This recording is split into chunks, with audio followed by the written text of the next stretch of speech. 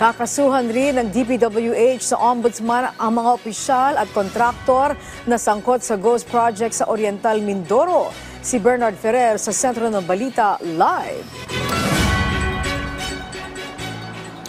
Angelique, na-secure na ng DPWH ang mahalagang dokumento kaugnay ng umano'y irregularidad sa flood control projects. Pag-isikap ito ng kagawaran na makipagtulungan sa Independent Commission na magsasagawa naman ng malalimang investigasyon sa nasabing kontrobersya.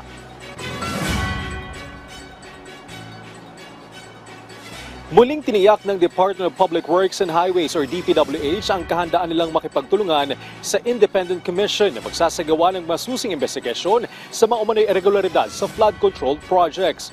Ayon kay DPWH Secretary Vince Dizon, na-secure na nila ang mga mahalagang dokumento mula sa DPWH Central Office, kabilang ang mga proyekto na isinagawa mahigit 10 taon na ang nakalilipas. Ngunit iginit ni Secretary Dizon na kinakailangan pang ma-secure ang iba pang mahalagang dokumento mula sa mga regional at district offices. Habang hindi pa nasisimulan o nagsisimula ang Independent Commission, inihayag ni Secretary Dizon na paigtingin ng DPWH ang paghahain ng mga kaso laban sa mga umano'y tiwaling opisyal at kontratista.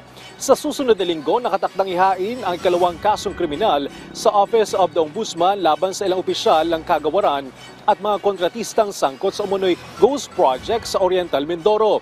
Kabilang sa mga kontratistang tinukoy ay ang Southwest Construction and Development Corporation, St. Timothy Construction Corporation at Elite General Contractor and Development Corporation.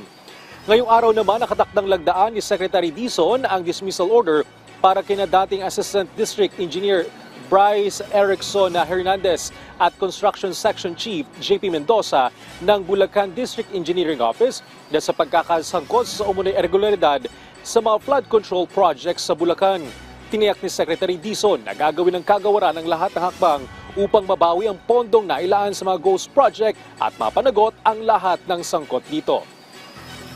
Angelique, may kipagpulong din sa Secretary Dizon sa Anti-Money Laundering Council kaugnay naman sa posibilidad ng pag-freeze sa assets ng mga sinasabing sangkot sa nasabing anomalya. Sa susunod na linggo din ay bibisita Secretary Dizon sa La Union at Baguio. Angelique. Okay, so busy si Secretary. Maraming salamat, Bernard Ferrer.